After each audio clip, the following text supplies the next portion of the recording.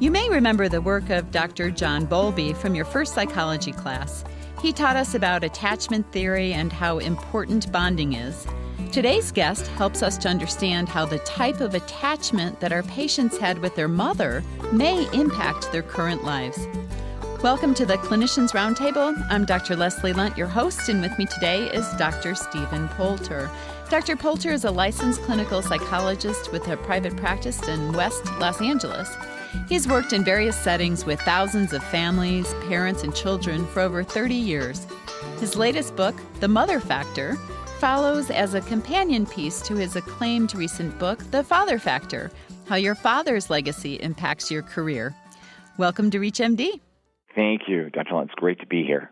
Steve, give us a quick review on attachment theory for those of us who don't remember our intro psych classes very well. It's in our DNA.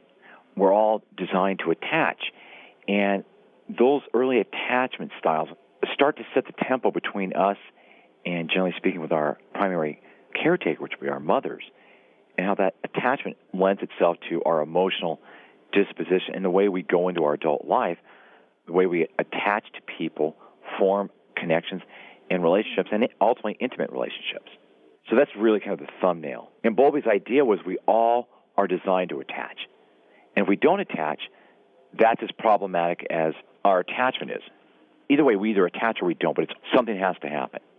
Now, in your book, The Mother Factor, you describe 4 different types of attachment or nurturing that people have with their mothers. So let's run through them. What's number 1? The first one, many times, is the avoidant. In the book, I forget the exact order, but it's the avoidant, depressed, and non-emotional. And then the last one's where we all want to be is the secure attachment. Okay, so tell us about the avoidant. The avoidant attachment tends to be more along the lines of it avoids strong expression of emotion, expression of feelings, thoughts. It tends to avoid any type of conflict or strong connection. It's a very kind of a flat line. There's an attachment there, but it's in terms of excitement or that the child really feels cared for or noticed. That is more characteristic of that style. It's avoidant of anything strong. How might we see this in our patients? Many times you'll see this with people who kind of a flat affect, very flat affect that they're going through life, lights are on, but there's not much action in them, not much response. They tend not to be very responsive to life or relationships or people or events. They're there, but they're not really responsive. So might we see that in our interaction with the patients, that they would treat us perhaps the same way? Oh, absolutely. For instance, something that you might have some information for a patient that most people would consider to be very serious and would be upset. This person will look at you as if you just told them, you're going to have this for lunch on Friday. It's a very flat affect. They're not depressed, avoidant, which means really they don't respond, but they really don't interact with the information or much with relationships. Is that the same thing as denial? No. They hear it. They're not denial, but they don't respond appropriately like you would expect. Okay, so it's a reaction. The reaction. And this is a person that could do the same job for 40 years and not really get bored. You want how do they do that? They're very dutiful. They do make connections, but their connections are absent any strong energy either way. Any advice on how to deal with these kind of patients? I think asking information with people like that, because the mother factor is about the legacy, about people's emotional legacy, how they interact with life. And the attachment leads into the mothering styles, which is really where you're going with these questions, because attachment leads into the mothering style. If a mother is avoidant of strong emotion with her child, her mothering style will reflect the same type of avoidance. So the person goes into adult life, they keep distance from people and activities and events. And you'll see that with your patients, where they take care of themselves, how they interact with you as a physician. Okay, let's move on to the second type of attachment that you see. Well, the other one is random, and that is a very interesting one because random is just what it is. It's almost like playing the slot machines in Las Vegas. There's days when there's a very strong emotional bond between the child and the mother, and there's other days when they're not, and it's unpredictable. It's a very unpredictable attachment style. The child can bring home, for instance, in 3rd grade, a blue ribbon for being the student of the year. and the mother may be very excited, and then may do the same next year or the next day do something, and there's no response. Very unpredictable. And you'll see this with the patients, that they have a hard time trusting people or trusting information. They don't really believe what they hear. And that's part of the mothering style they grew up with, and that goes back to their attachment. Okay, well, that sounds like that might be a challenge for us clinically. How do they react often to their physicians? Well, I think many times it's almost like sometimes you're getting two different people. I mean, sometimes being very engaging, and the next time you see them, they're not engaging. It's unpredictable. You're not quite sure what they're doing or not doing.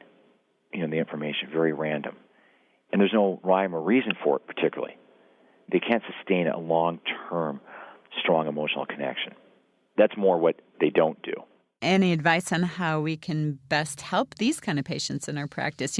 What I'm imagining is, especially those of us that practice in a group setting, that the patient may act one way towards one provider and another way towards another provider in the practice, and maybe get kind of a bad reputation as being difficult. And really what it is that they do make connections. They're not schizophrenic. They do connect, but the connection is really unpredictable. It is a random connection. And these are people that they kind of keep their emotional distance, where the avoidant person just avoids strong connection, clearly. These people will sometimes engage you, other times they won't. And what happens, as the doctor, you feel like there's something you're doing that's causing it. It's really not. This is the way they operate in the world, and they have all along. So is our job just to be ultra consistent with these people? Absolutely. And to realize that many times their response has nothing to do with you, but it's the way they react to strong emotional connections, or they don't want to connect. Other times they may want to. They may be very interested in what you have to say to them, and you're really excited. Other times you're sharing things with them, talking with them, and you can't get anything out of them. If you're just joining our discussion, you're listening to ReachMD XM 157, the channel for medical professionals. I'm Dr. Leslie Lundt, your host, and with me today is Dr. Stephan Poulter.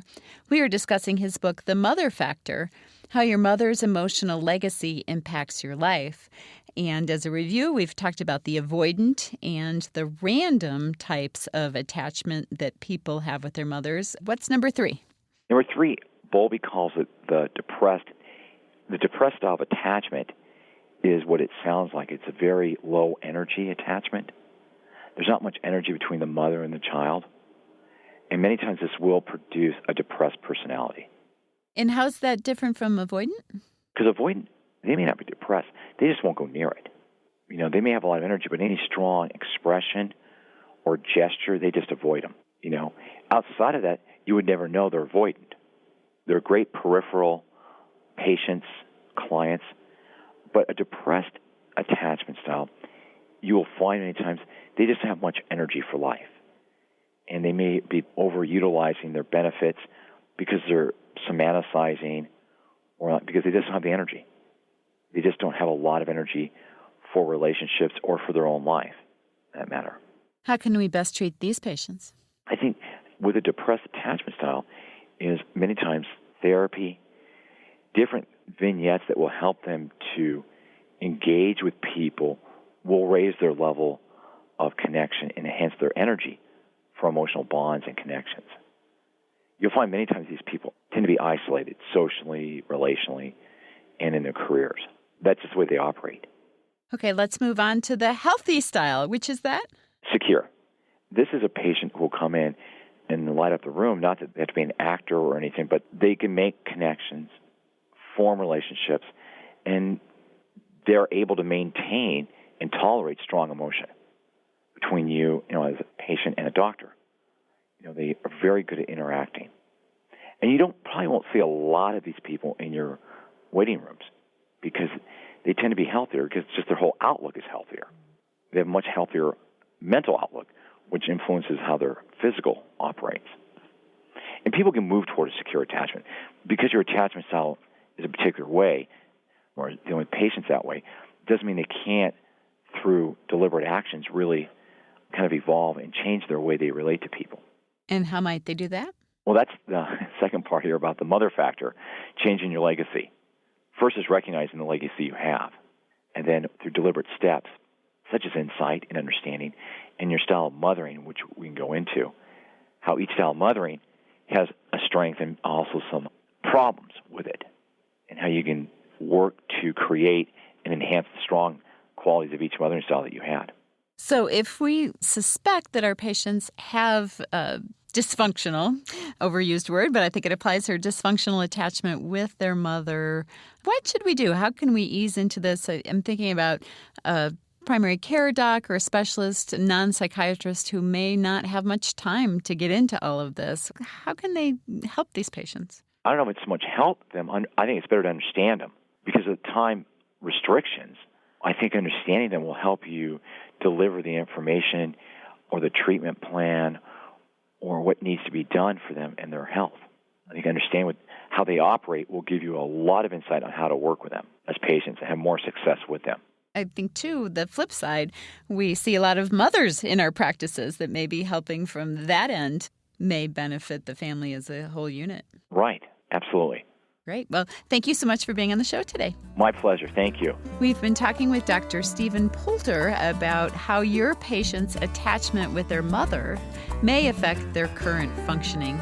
I'm Dr. Leslie Lundt. You've been listening to the Clinicians Roundtable on ReachMD XM 157, the channel for medical professionals. To listen to our on-demand library, visit us at reachmd.com. If you register with the promo code RADIO, you'll receive 6 months free streaming for your home or office. If you have questions or comments, please give us a call at 888-MD-XM157. Thank you for listening.